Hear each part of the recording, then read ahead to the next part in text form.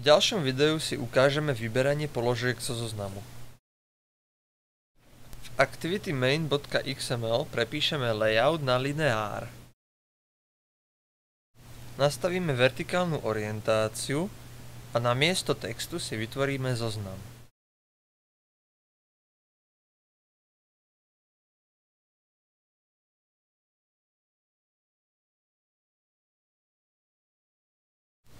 Šírku a výšku nastavíme ako match parent. ID si pomenujem the list view.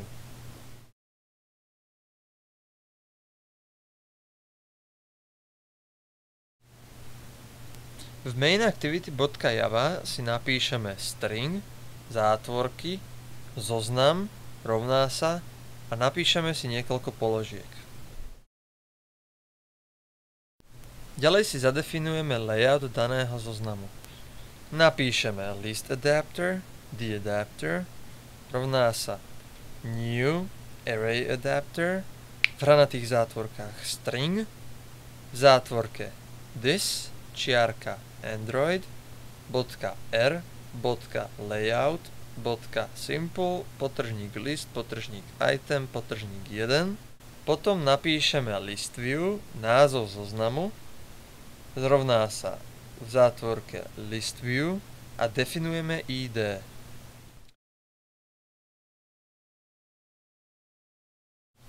Zadefinujeme adapter na zoznam a nastavíme, čo sa stane, keď vyberieme položku. Napíšeme názov zoznamu .set onClickListener, v zátvorke new adapter view .onItemClickListener a zátvorky. Klikneme na žiarovku vedľa kódu a vyberieme Implement Methods a stlačíme OK. Vygeneruje sa nám niekoľko kódov. Zadefinujeme si, čo vypíše po vybratí položky. Napíšeme string click rovná sa čo vypíše,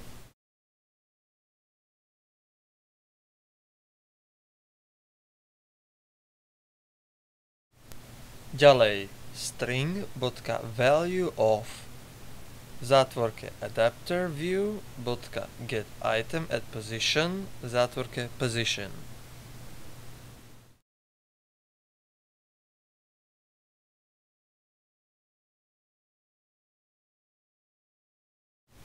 Nový riadok toast.makeText v zátvorke mainActivity.this čiarka click čiarka toast length short v zátvorke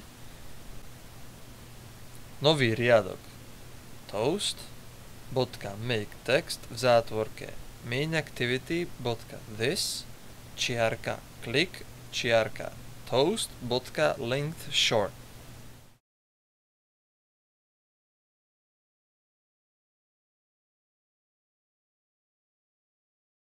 Vrátime sa späť a prepíšeme parent na adapter view. Teraz vyskúšame program.